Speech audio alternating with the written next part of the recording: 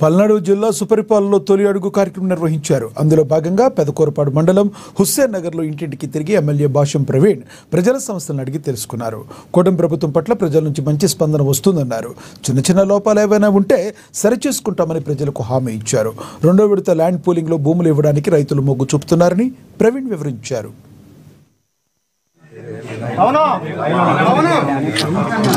సుపరిపాలన తొలి అడుగు పేరుతోటి ఇంటింటికి తెలుగుదేశం కార్యక్రమం పిలుపునివ్వడం జరిగింది.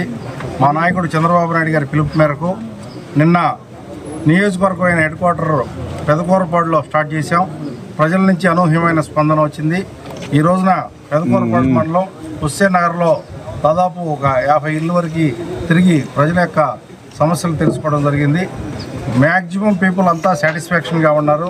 ప్రభుత్వం పట్ల ఏదైనా ఇబ్బందులు ఉంటే రాబోయే రోజుల్లో మేము సరిచేస్తామని చెప్పడం జరిగింది. అట్లనే ప్రజల నుంచి కూడా అనూహ్యమైన స్పందన వస్తుంది. ఏ ఇంటికి వెళ్ళినా కూడా ప్రభుత్వం చంద్రబాబు నాయుడు గారి పాలన పట్ల సంతృప్తిగా ఉన్నారండి. ఏదైనా 1-2 లేట్ అయితే పెన్షన్లు లేట్ అయినా